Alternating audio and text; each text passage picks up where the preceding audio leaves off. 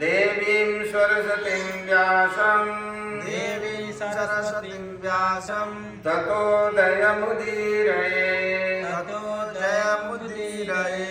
नष्टप्रायेषु भद्रेषु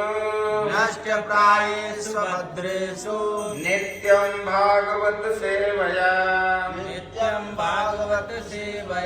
भगवती उत्तमश्लोके भक्तिर्भवतिर्नष्टिके हरे कृष्णा कृष्णा कृष्णा हरे हरे हरे राम राम राम हरे हरे राम हरे हरे।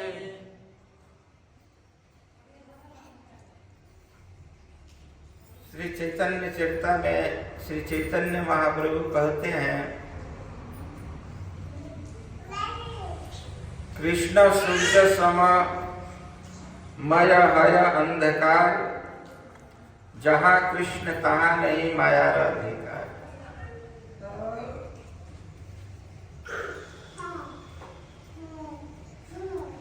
प्रमाण दिया गया है कि माया सूर्य और अंधकार की तरह है। जहाँ सूर्य रहते हैं वहाँ अंधकार नहीं होता है। उसी तरह जहाँ भगवान कृष्ण रहते हैं वहाँ माया नहीं रहती है, टिकती ही नहीं। तो बताया गया है कि माया क्या है, माया किसको कहते हैं।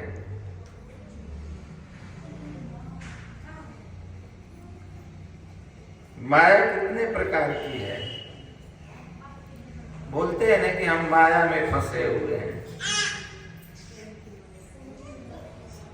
हमारा नाना प्रकार के झंझट है। तो माया कहाँ से स्टार्ट होती है, जीव को कैसे पकड़ती है।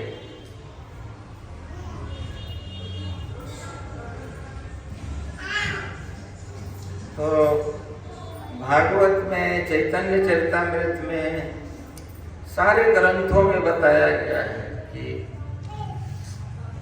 माया बहुत भगवान की ही है। माया भगवान के द्वारा ही भेजी गई है, भगवान के अध्यक्षता में ही कार्य करती है।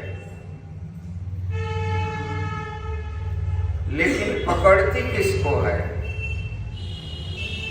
जिसके पास भगवान नाम का उच्चारण नहीं करते हैं, भगवान कृष्ण से संबंध नहीं रखते हैं, उसको माया पकड़ती है। और जो भगवान के भक्त है, भगवान कृष्ण का भक्त है, अब भगवान के हो जाता है, उसको माया उसके पास नहीं जाती है। वैसे ही जैसे सूर्य के उगने पर अंधकार नहीं होता है, अंधकार नहीं टिकता है, उसी तरह जो भगवान के नाम लेता है उसके पास माया नहीं फटकती, माया उसके पास आती ही नहीं।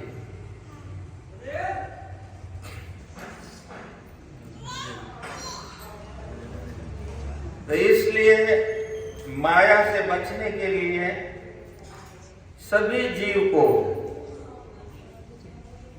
भगवान का नाम लेना चाहिए। यदि हमको माया से बचना है तो यदि हम भगवान कृष्ण के महामंत्र का उच्चारण करेंगे तो हम लोगों के पास माया नहीं आ सकती है। नाम में इतना बल है, इसलिए चैतन्य महाप्रभु उदाहरण दिए सूर्य और अंधकार का।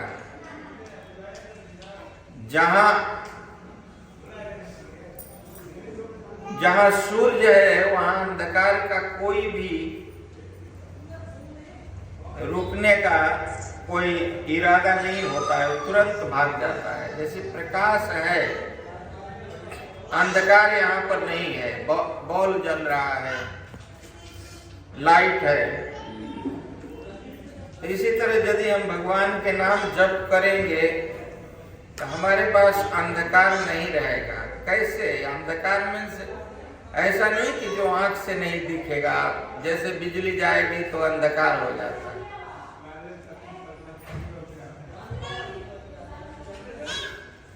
तो इसलिए भगवान के नाम को प्रत्येक व्यक्ति को धारण करना चाहिए।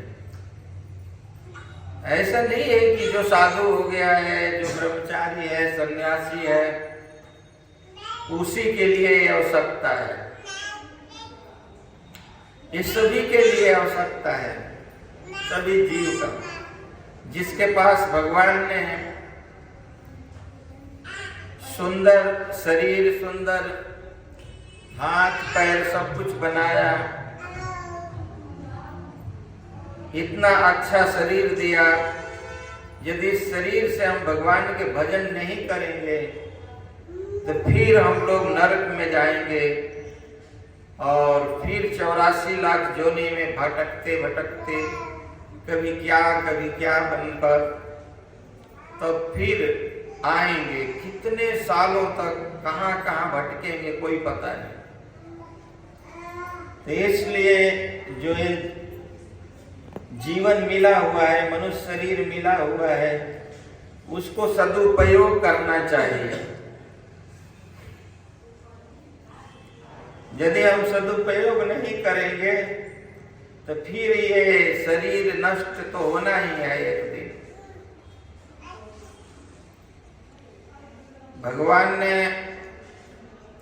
कितना अच्छा हम लोगों के सब कुछ दिए हुए हैं, यहाँ कोई चीज की कमी नहीं है। हम लोगों को फर्स्ट जीने के लिए भगवान ने हवा बनाया, ऑक्सीजन।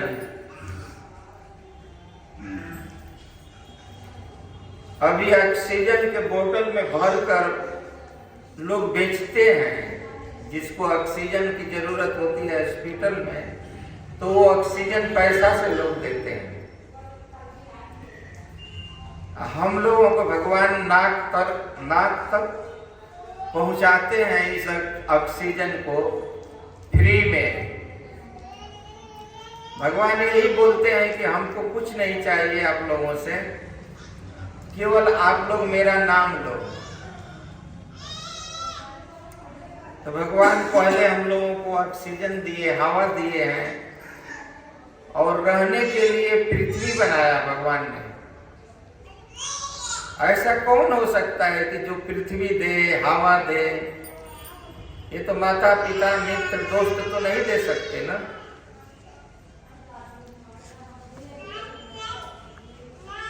फिर उसके बाद में भगवान ने हम लोगों को खाने के लिए नाना प्रकार के वस्तुएं बनाए हैं। वो वस्तु कहाँ से आता है? पृथ्वी से आता है। ये पृथ्वी माता सारे खाने का जो हम लोग खाते हैं वो भगवान कृष्ण देते हैं। आलू कहाँ से आता है?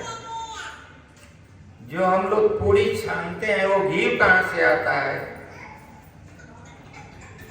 भैंस खाती है, गाय खाती है, घास खाकर दूध बनता है, दूध से दही बनता है, दही से घी बनता है। तो हम बहुत गहराई के साथ यदि विचार करें तो ऐसी कोई भी वस्तु नहीं है जो भगवान हम लोगों को फ्री नहीं दिया है।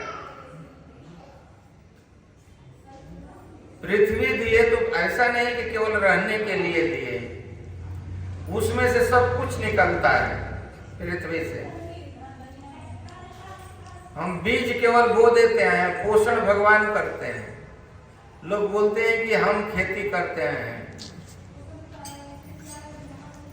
खेती हम लोग केवल बीज बो देते हैं, उसको पोषण नहीं करते हैं। पोषण भगवान करते हैं। उसको कितना क्या कैसे उगाना है, बढ़ाना है।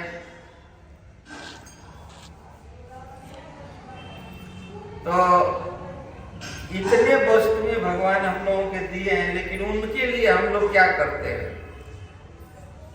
प्रणाम करने में भी डर लगता है, शरीर को झुका नहीं सकते हैं। भगवान के सामने आते हैं तो ऐसे केवल मुड़ी झुका देते हैं। भगवान के आगे समर्पण होना चाहिए, भगवान को देखते ही प्रणाम करना चाहिए, आकर झुकना चाहिए। शरीर एक दिन तो जल ही जाएगा, इस शरीर को कोई ठिकाना नहीं है। इसलिए भगवान के मंदिर में आने में झुक कर प्रणाम करना चाहिए। भगवान यही मांगते हैं और कुछ नहीं मांगते कि मुझे प्रणाम करो, नमस्कुरु, नमस्कार करो। लेकिन आजकल के जीव भगवान को कुछ समझते ही नहीं है। वो अपने आप को इंटेलिजेंट समझते हैं कि नहीं, मैं कोई इंजीनियर हूं, मैं तो डॉक्टर हूं, क्यों मैं ऐसे करूं? लेकिन डॉक्टर और इंजीनियर हवा नहीं बना सकता, पृथ्वी नहीं बना सकता। फिर उसके बाद में भगवान आकाश बनाए, पानी देते हैं भगवान। हम लोग पीते हैं ना पानी, सब लोग पानी पीते हैं ना, उसका पैसा देते हैं नहीं। एक बोतल में भरकर प्योरीफाइड कर कर उसको रख देते हैं तो 20 रुपया का देते हैं। अब भगवान कुएं में, नल में पानी रखे हुए हैं, पृथ्वी में ऐसे देते हैं तो उसका ये लोग शुल्क भी नहीं देते। भगवान बोलते हैं कि हमको पैसा नहीं चाहिए, केवल हमें याद करो आप लोग। तो इतना दयालु कौन हो सकता है? हम भगवान के ऋण नहीं चुका सकते। भगवान ने हम लोगों को याद रखना चाहिए कि हम लोग 9 महीना नाभि जो होता है ना, नाभि से भोजन किए हुए हैं। जब हम लोग बचपन में माँ के गर्भ में रहते हैं तो भोजन कहाँ से होता है? नाभि से होता है, नाभि से करते हैं। एक नाली होती है, माँ के आमाशय से जुड़ा होता है, और जो माँ खाती है उसका जो खाया हुआ अन्न जो होता है उसमें से वो पुष्टि करता है वो बालक को। तो हम लोग 9 महीना नाभि से खाए हैं, पोषण हुआ है हम लोगों। जन्मने के बाद बोलते हैं कि हम काम नहीं करेंगे तो कौन खिलाएगा? अरे खिलाने जो इतना सब कुछ दे रहा है, नाक तक आपको हवा दे रहा है, पानी दे रहा है, पृथ्वी दिया हुआ है, सब तो भगवान का ही है। लेकिन लोग बोलते हैं कि नहीं, हम कर रहे हैं, हमारा है। यही पर इसी को माया कहते हैं। सब कुछ भगवान का है, वो बोलता है कि नहीं ये मेरा है। जहां मेरा कह दिया वहां पर वो उसी को माया कहते हैं।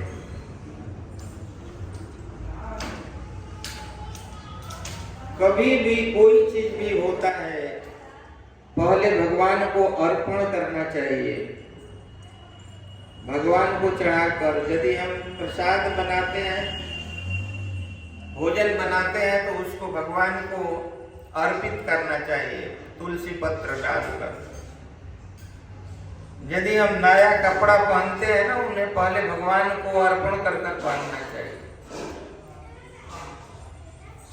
कोई चीज भी हो भगवान के पहले फर्स्ट अर्पण करना चाहिए। कुछ लोग बोलते हैं कि महाराज हम लोग ट्रैवलिंग में हैं तो वहां कैसे भोग लगाएं भगवान को? तो वहां भगवान बोलते हैं कि लेकर आप यदि कंठी पहने हैं तो कंठी में चुआ कर खाना चाहिए कोई चीज।